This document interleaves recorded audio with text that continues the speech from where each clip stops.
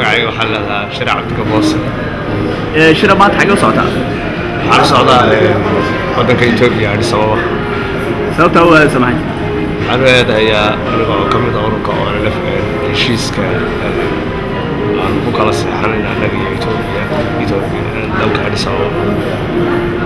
goormaa ku dambeysay waddanka? waddanka ilaa iyo maana arkin 40 sano. maxaad filaysaa jawiga maanta markaad tagto? waxaan filayaa wanaag iyo guul inay wax walba noogu dhammaani doonaan oo aanu maaragtay si fiican wax lagu hagaagi doonaan. xasan maxamed baa la yidhaahdaa magacayga. xasan magaalada ka timid? xasan waxaan ka imid magaalada San Diego gobolka State California magaalada San Diego. sababta u aadaysa Itoobiya maxay tahay? sababtaan u aadaya Itoobiya waxay tahay waxaan ahay xubnihii ONLFta nabadda qaatay marka waxaan u aadayaa shirka nabadda oonu doonaynaa inaanu shacabka gudaha jooga u sheegna xaqiiqda dhabta ee ka jirta waddanka. goormaa kugu dambeysay Itoobiya? Itoobiya waxay ugu dambeysay 1991. waa gartay maxaad filaysaa markaad? waxaan filayaa sida ay dowladda federaalka Itoobiya iyo madaxda jabhadda ONLF iyo dowladda ismaamulka Soomaaliduba ku baaqanaya shacabka shucuurta ka muuqata aan ku aragnayba nabad waarta oo si wanaagsan loo wada qaato oo loo dhameystiro. magacayga waa Ardash Yusuf Deeri. arda sababta Itoobiya aadaysa waa maxay? Itoobiya waxaan u aadaynaa waxaa dhacday dowladda Itoobiya heshiis baa jira waddanka waxaa jira heshiis la kala saxeexday oo marka heshiiskaas inaan maaragtay hawshiisii iyo shirar iyo dadkii ayaa musaqay. goormaa kugu dambeysay Itoobiya? Itoobiya waxay igu dambeysay wallahi waqti fog ay igu dambeysay waxay igu dambeysay 68 kilometer. maxaad filaysaa markaad tagto? waxaan filayaa wax fiican baan filayaa rajo fiican baan ka leenahay dadka nagana annagu nabad baan wadnaa nabadda ayaan horseedaynaa dadka naguna inay nabadda wayna nala qaateen inta dambana inay nala qaadato. maxaa sababta Itoobiya u aadaysa maxay tahay?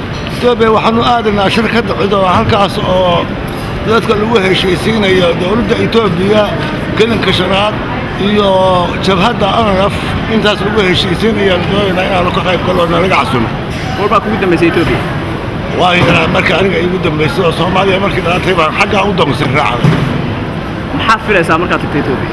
ilaahay waxaanu ka rajaynaynaa aad iyo aad waxaanu uga rajaynaynaa inuu ilaahay nabad waasaca inuu waddanka ku soo rogo oo aanu aad iyo aad aan intaan uga shaqayno aanu ku guulaysanaan rajaynaynaa boqolkiiba boqol. Aaba Cabdullaahi baa la yidhaahdaa. cabdullaahi sababta u aadaysa Itoobiya maxay tahay maanta?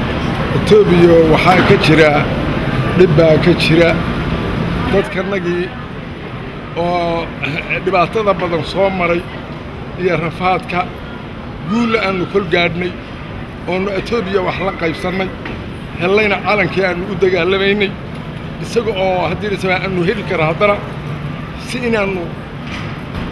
inaanu ka gudubno oonu aayahanaga ka talinana naloo ogol yahay yaanu arrintaasu garan weynay tii inaanu dib ugu noqonno oonu hadda ka talinno oonu xuduud baan leenahay calan baan leenahay ummad baan leenahay aanu sharaftooda iyo karaamadooda soo celinno ayaannu u soconnaa taasaannu u tegaynaa haddii la yidhaahdo. goormaa ayaa kugu dambeysay Itoobiya? Itoobiya waxay ugu dambeysay 2003. waan gartay maxaad filaysaa hadda markaad tagto?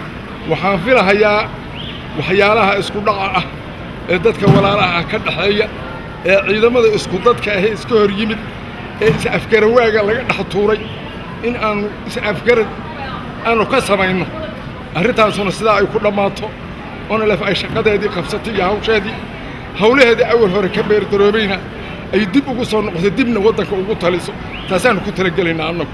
waxaa la yidhahdaa Cabdirashiid Maxamed Cali. cabdirashiid sababta Itoobiya u aadaysa waa maxay? walaalow Itoobiya waxaan u aadayaa mataqaanaa in barnaamijka nabadda ee hadda socda in aanu xoojinno oo aanu ka qayb galno. goormaa kugu dambeysay Itoobiya? walaalow Itoobiyana waxay ugu dambeysay 1984. maxaad filaysaa Itoobiya markaad tagto? kolley waxaan filayaa mataqaanaa inuu isbeddel badan ka dhacay intii iga dambeysay khaasatan 2 sano ama 3 sano hadda ugu dambeeyey waxaad moodaa in waxoogaa isbeddel uu socdo oo ah barnaamijka nabadda oo la xoojinayo marka waxaan ku talagalnay inaan barnaamijkaas aanu ka qayb galno oo aanu xoojinno. Faadumo Cali Ibraahim. فاضل صوتها إثيوبيا هذا سوامح إثيوبيا waxaan u aadayaa ma aragtay dadka naga dayacan ee maartay dagaalada iyo xasuuqa lagu hayo in maartay nabadda u horseedno oo nabadda aanu qaadano adduunyada waxa weeye qalin baa lagu qaataa nabadda maartay in dagaal lagu jiro maartay ma fiicna maartay waqti dheer oo anaguba dhalanin baa dagaal lagu jira waxba wadanka la xoreyn la leeyahay marka waxa weeyaan nabadiidku inuu nabadda qaato dhulkiisii hooyo u soo noqdo oo ma aragtay aanu la heshiino dawladda Itoobiya ayaanu rabnaa dadka badankii way qaateen nabadda inta diidana inay soo gasho oo dhulkoodii hooyo u soo noqdaan oo nabadda qaataan baan rabnaa warma ku dambeysay Itoobiya waxa iigu dambeysay 77kii وقت محاد فيلسا مركز تكتور waxaan filayaa ma aragtay anigoo aad ugu faraxsan ma aragtay shirkan ballaaran ee hadda la qabanayo iyo waftigan ballaaran ee ku soconno